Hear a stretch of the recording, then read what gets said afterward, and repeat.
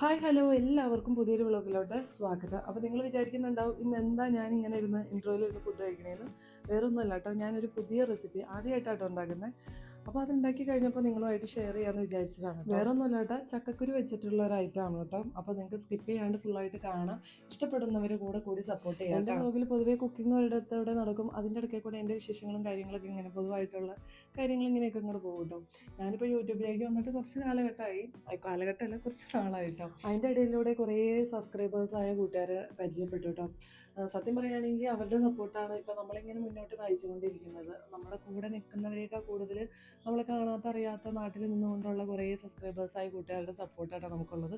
അപ്പോൾ എൻ്റെ വിശേഷങ്ങളും കാര്യങ്ങളും എൻ്റെ വീഡിയോസിലൂടെ നിങ്ങൾ കാണുന്നുണ്ട്. ഇനി നിങ്ങളുടെ വിശേഷങ്ങളൊക്കെ എന്താണെന്നുള്ളത് കമൻറ്റ് ബോക്സിൽ വന്ന് കമൻറ്റ് ചെയ്യാം കേട്ടോ. അപ്പോൾ കുറച്ച് നാളായിട്ട് ചക്കക്കുരു ഫ്രിഡ്ജിൽ ഇരിക്കുന്നുണ്ടായിരുന്നേ. അപ്പോൾ ഞാൻ ചക്കക്കുരു, മാങ്ങ, ചെമ്മീൻ അങ്ങനെയൊക്കെയുള്ള ഐറ്റംസ് ഒക്കെ ഇട്ട് കറി വെക്കാറുണ്ട്. പക്ഷെ അതിൽ നിന്നൊക്കെ വ്യത്യസ്തമായിട്ട് എന്തെങ്കിലുമൊക്കെ റെസിപ്പീസൊക്കെ ഉണ്ടാക്കണമല്ലോ, അങ്ങനെയാണല്ലോ നമ്മൾ പൊതുവേ മലയാളികൾ. അപ്പോൾ അങ്ങനെ നോക്കിയപ്പോൾ ഞാൻ ഉണ്ടാക്കുന്ന റെസിപ്പിയാണ് കേട്ടോ. സത്യം പറഞ്ഞാൽ ഇത് ഞാൻ ആദ്യമായിട്ട് ഉണ്ടാക്കുന്നതാണ് കേട്ടോ. പണ്ടൊരിക്കലും വീട്ടിൽ പോയപ്പോൾ ഉമ്മ പറഞ്ഞ് ഇത് ഇങ്ങനെ ഒന്ന് വെച്ച് നോക്കാം, അടിപൊളി ടേസ്റ്റാന്ന് പറഞ്ഞു കേട്ടോ. പക്ഷെ അന്ന് ഞാനതങ്ങനെ കേട്ടു, പിന്നെ ഞാൻ അത് ഉണ്ടാക്കിയില്ല കേട്ടോ. പിന്നെ നമ്മളൊക്കെ പൊതുവായിട്ട് ഉണ്ടാക്കുന്ന രീതിയിൽ ചക്കക്കുരു, മാങ്ങ, ചെമ്മീൻ അങ്ങനെയൊക്കെയുള്ള ഐറ്റംസ് ഒക്കെ ഇട്ടാണ് വെച്ചുകൊണ്ട് വന്നത്. പക്ഷെ എന്താണെന്നറിയില്ല, ഇന്ന് എനിക്ക് തോന്നി ഇത് ഇങ്ങനെ ഉണ്ടാക്കാമെന്ന്. അപ്പം ഇങ്ങനെ ഉണ്ടാക്കി വന്നതാട്ടോ. അപ്പം ഞാൻ തലേന്ന് തന്നെ ചക്കക്കുരു ഒക്കെ നന്നാക്കി വെച്ചിട്ടുണ്ടായിരുന്നു കേട്ടോ. പിന്നെ ഇത് കുറേ നാളായിട്ടാ എൻ്റെ ഫ്രിഡ്ജിൽ ഇരിക്കാൻ തുടങ്ങിയിട്ട്. അപ്പോൾ എനിക്ക് കിട്ടുന്ന ചക്കയുടെ കുരുകളൊന്നും ഞാൻ അങ്ങനെ കളയാറില്ല കേട്ടോ. കുറച്ചൊക്കെ കളയും, കുറച്ചൊക്കെ ഞാൻ സ്റ്റോർ ചെയ്ത് വെക്കും കേട്ടോ. അപ്പോൾ ചക്ക കിട്ടാത്ത സമയത്ത് ഈ ചക്കക്കുരുവിന് ഭയങ്കര ക്ഷാമമാവില്ല. അപ്പം നമ്മൾ ഫ്രിഡ്ജിൽ നിന്ന് എടുത്തിട്ട് കറി വെക്കുക കേട്ടോ ചെയ്യുന്നത്. കാര്യം ഫ്രിഡ്ജിൽ സൂക്ഷിക്കുന്നതൊക്കെ ഒരു പരിധി വരെ നല്ലതാണ്. പക്ഷേ ഉണ്ടല്ലോ, എനിക്ക് തോന്നുന്നു ഇത് ഫ്രീസറിൽ ഫ്രീസ് ചെയ്ത് വെക്കുകയാണെങ്കിൽ കുറച്ചും കൂടി നല്ലതാണെന്ന് കേട്ടോ എനിക്ക് തോന്നുന്നത്. അപ്പോൾ കുറേ കാലം കൂടി യൂസ് ചെയ്യാൻ പറ്റും കേട്ടോ. പക്ഷെ ഞാൻ ഫ്രീസറിൽ ഫ്രീസ് ചെയ്തല്ല വെച്ചത്, താഴത്തെ തട്ടിലാട്ടോ വെച്ചത്. അപ്പോൾ എനിക്ക് തോന്നുന്നു ഈ ഈർപ്പ് തട്ടിയിട്ടാണ് ഇത് പെട്ടെന്ന് ചീഞ്ഞു പോകുന്നുണ്ട് കേട്ടോ. അതുകൊണ്ടൊക്കെ തന്നെ ഉണ്ടല്ലോ, ഞാൻ ചക്ക വെട്ടുന്ന സമയത്ത് ആ ചക്കക്കുരു മൊത്തത്തിൽ ക്ലീൻ ആക്കി അങ്ങോട്ട് എടുക്കും കേട്ടോ. എന്നിട്ട് ഞാൻ അതിൽ കുറച്ച് വാട്ടർ കണ്ടന്റ് ഒക്കെ ഉണ്ടാവും. അത് മാക്സിമം ഞാനൊരു 2-3 ദിവസം വരെയൊക്കെ വെയിലത്ത് വെച്ച് ഉണക്കിയ ദിവസങ്ങൾ വരെ ഉണ്ടായിട്ടുണ്ട് കേട്ടോ. മൊത്തത്തിൽ അതിൽ ഉള്ള വെള്ളം എത്രത്തോളം ഉണ്ടോ അത്രത്തോളം ഞാൻ ഡ്രൈ ഔട്ട് ആക്കി കളഞ്ഞിട്ടാണ് ഞാൻ ഫ്രിഡ്ജിൽ കയറ്റാറ് കേട്ടോ. പിന്നെ ഞാൻ അത് ഈ ചില്ല് കുപ്പിക്കകത്താട്ടോ ഇട്ട് വയ്ക്കുന്നത്. ചില്ല് ഭരണി ഉണ്ടാവും, അപ്പോൾ അതിൽ മൊത്തത്തിൽ ക്ലീൻ ആക്കിയിട്ടാണ് ഞാൻ സൂക്ഷിച്ച് വയ്ക്കാറ് കേട്ടോ. പക്ഷേ എത്രയൊക്കെ ചില്ല് കുപ്പിയിലിട്ട് വെച്ചാലും ഉണ്ടല്ലോ, ഒരു 2-3 വീക്കൊക്കെ കഴിയുമ്പോഴേക്കും അതിലിങ്ങനെ ചെറിയ ചെറിയ ഈർപ്പം തട്ടാനായിട്ട്. പിന്നെ എനിക്ക് തിരിഞ്ഞു നോക്കേണ്ട വരാറില്ല, അത് മൊത്തത്തിൽ ഡാമേജ് ആയിട്ടുണ്ടാവും കേട്ടോ. പിന്നെ അത് കളയലാണ് പതിവ് കേട്ടോ. അപ്പോൾ ഇന്ന് കറിക്കായിട്ട് ഞാൻ കുറച്ച് തേങ്ങയും കൂടി വറുത്തെടുക്കുന്നുണ്ട്. വറുത്തരച്ചാണല്ലോ കറി വയ്ക്കുന്നത്. അപ്പോൾ അതിനായിട്ട് ഞാൻ കുറച്ച് തേങ്ങ ചേർത്തി എടുക്കുന്നുണ്ട് കേട്ടോ. അപ്പോൾ ഇത് വറുത്തെടുക്കാനുണ്ട്. അപ്പോൾ വറുത്തെടുക്കാനായിട്ട് ഞാൻ സാധാരണ മുളക് പൊടി, മഞ്ഞൾപ്പൊടി, മല്ലിപ്പൊടി ഇത്ര ഐറ്റംസ് ചേർക്കുന്നുണ്ട് കേട്ടോ. ഇതിൽ കായപ്പൊടി ഞാൻ ചേർക്കുന്നില്ല. കായപ്പൊടി എന്താ ചേർക്കാത്തതെന്ന് ചോദിച്ചു കഴിഞ്ഞാൽ ഞാൻ ഇത് വയ്ക്കുമ്പോൾ അതിൽ ചേർക്കുന്നില്ല. അത് എൻ്റെ ഒരു പേഴ്സണൽ ചോയ്സാണ് കേട്ടോ.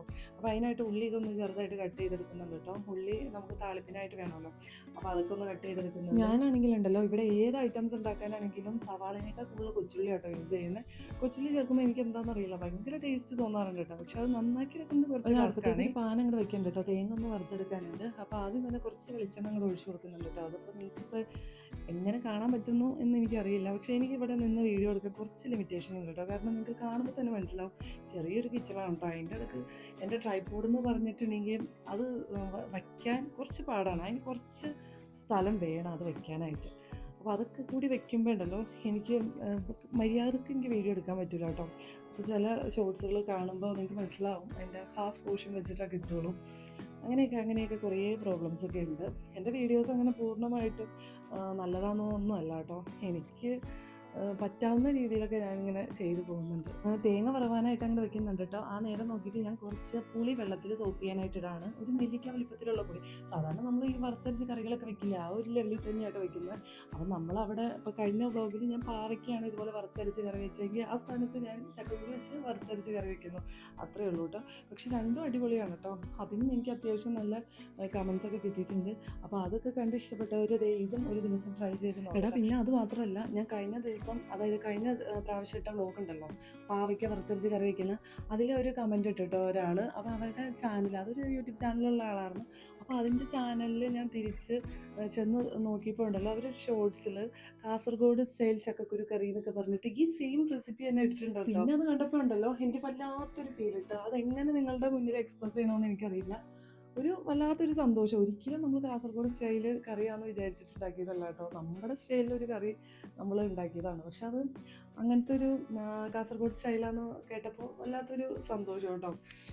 അപ്പോൾ ഇനി എൻ്റെ വീഡിയോ കാസർഗോഡ് ഏരിയയിലുള്ള സബ്സ്ക്രൈബേഴ്സൊക്കെ ഉണ്ടെങ്കിൽ ഒന്ന് കമൻറ്റ് ചെയ്യാം കേട്ടോ, അറിയാൻ വേണ്ടിയിട്ടാണ്. അപ്പോൾ തേങ്ങയിലേക്ക് ഞാൻ മസാലപ്പൊടികളൊക്കെ ഇട്ട് കൊടുക്കണം. മസാല എന്ന് പറഞ്ഞു കഴിഞ്ഞിട്ടുണ്ടെങ്കിൽ മല്ലിപ്പൊടി, മുളക് പൊടി, മഞ്ഞൾപ്പൊടി, ഇത്ര ഐറ്റംസ് ആട്ടോ ഞാൻ പൊടികളായിട്ട് ചേർക്കുന്നത്. പിന്നെ കുറച്ച് ഉപ്പും കൂടി ചേർത്തിട്ടുണ്ട്, തേങ്ങയ്ക്ക് ആവശ്യമായിട്ടുള്ള ഉപ്പ്. ഓൾറെഡി ഉപ്പ് ഞാൻ ചക്കക്കുരു വേവിക്കുന്ന ടൈമിൽ ഇട്ടിട്ടുണ്ട് കേട്ടോ. അപ്പോൾ അതൊക്കെ നോക്കിയിട്ട് വേണം ഇതിൽ ഉപ്പ് ആഡ് ചെയ്യാനായിട്ട്. അത് ഞാൻ മിക്സിയിലിട്ട് നന്നായിട്ട് പൊടിച്ചെടുക്കുകയാണ് കേട്ടോ. അതിൻ്റെ മിക്സിയുടെ പല്ലൊക്കെ നന്നായിട്ട് കംപ്ലൈൻറ്റ് വന്നിട്ടുണ്ട്, ചെറുതായിട്ട് മൂർച്ചയൊക്കെ കുറഞ്ഞിട്ടുണ്ട് കേട്ടോ. അതുകൊണ്ട് തന്നെ ഞാൻ തേങ്ങയൊക്കെ ഒന്ന് ഫസ്റ്റിൽ പൊടിച്ചെടുക്കും. അത് ഞാൻ എല്ലാ കറികളും അങ്ങനെയൊക്കെ തന്നെയാണ് ഉണ്ടാക്കുന്നത്. അത് കഴിഞ്ഞ് ഒന്ന് പൊടിച്ച് ഒരു 2 ട്രിപ്പ് ഇങ്ങനെയായിട്ട് കറക്കി എടുക്കുമ്പോൾ തന്നെ പൊടിഞ്ഞിട്ടുണ്ടാവും. പിന്നെ കുറച്ച് വെള്ളം ചേർത്തിട്ട് അരച്ചെടുക്കും കേട്ടോ. എന്നിട്ട് കുറച്ച് നേരം ഇങ്ങനെ അരച്ച് കഴിയുമ്പോഴത്തേക്കും നന്നായിട്ട് പേസ്റ്റ് രൂപത്തിൽ അരിഞ്ഞിട്ടുണ്ടാവേ. ഇതേ അങ്ങനെ ഫൈനലി ഇതുപോലെ പേസ്റ്റ് രൂപത്തിൽ അരച്ചെടുത്തിട്ടുണ്ട്. അടുപ്പത്തിൽ ഞാൻ വേറൊരു മൺചട്ടി വെച്ച് കൊടുത്തിട്ടുണ്ട് കേട്ടോ. കുക്കറിൽ ഞാൻ വേവിച്ച് വെച്ച ചക്കക്കുരു അതിലേക്ക് ഇട്ട് കൊടുത്തിട്ടുണ്ട്. വെള്ളമൊന്നും ഊറ്റി കളഞ്ഞിട്ടില്ല കേട്ടോ. പിന്നെ ചക്കക്കുരു ആണ് വെന്ത് കഴിഞ്ഞിട്ടുണ്ടെങ്കിൽ നന്നായിട്ട് ഉടഞ്ഞൊക്കെ ഇരിക്കും കേട്ടോ. മാക്സിമം ഉടയ്ക്കാണ്ടിരിക്കുക, അതായിരിക്കും നല്ലത്. ഒരുപാട് ഉടച്ച് ഈ കറിക്ക് എടുക്കണ്ട കേട്ടോ.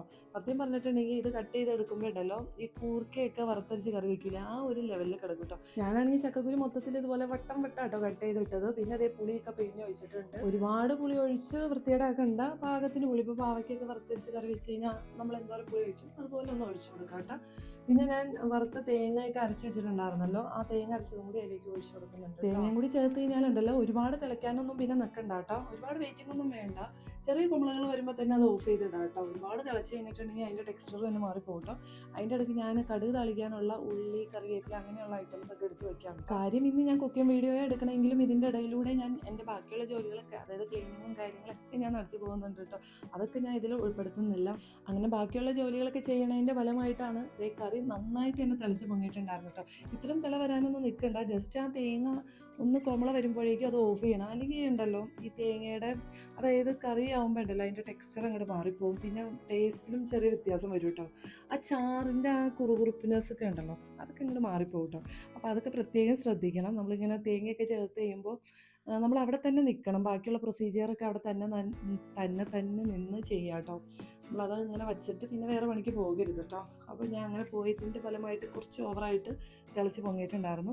പിന്നെ ഞാൻ വന്നിട്ട് ഇത് വേഗം കടുക് താളിപ്പിനായിട്ട് ഞാൻ കടുക്, ചെറിയ ചുവന്നുള്ളി, മുളക് പൊടി, കറിവേപ്പില, ഇത്ര ഐറ്റംസ് ആട്ടോ യൂസ് ചെയ്തിരിക്കുന്നത്. ഇനി ചിലവരൊക്കെ ഉണ്ടല്ലോ ഈ കറി താളിക്കാൻ നേരത്തുണ്ടല്ലോ മുളക് പൊടി ഇടില്ല, അവർ ഈ ചുവന്ന മുളക് ഉണ്ടല്ലോ ആ ഒരു മുളകാട്ടോ യൂസ് ചെയ്യുന്നത്. പക്ഷേ എനിക്കെന്ന് പറഞ്ഞാലുണ്ടല്ലോ മുളക് പൊടി തന്നെ യൂസ് ചെയ്യണം. അതായത് ഫൈനൽ കറിയായിട്ട് റെഡി ആകുമ്പോൾ ഉണ്ടല്ലോ കറിയുടെ മേലെ ഇതുപോലെ കറിവേപ്പില, ഉള്ളി, കടുക്, മുളക് പൊടി അങ്ങനെയൊക്കെ, അതായത് ഇതുപോലെ മേലെ സ്പ്രെഡ് ചെയ്ത് ഇങ്ങനെ കിടക്കണം. അതാണ് കേട്ടോ എൻ്റെ ഒരു രീതി. അപ്പോൾ എന്തൊക്കെയായാലും ഇത് മസ്റ്റ് ട്രൈ ഐറ്റം തന്നെയാണ് കേട്ടോ. ഇപ്പോൾ ചക്കയുടെയൊക്കെ സീസൺ ആണല്ലോ, അപ്പോൾ എല്ലാവരുടെയും വീട്ടിൽ ചക്കക്കുരുവൊക്കെ കാണുമെന്നേ.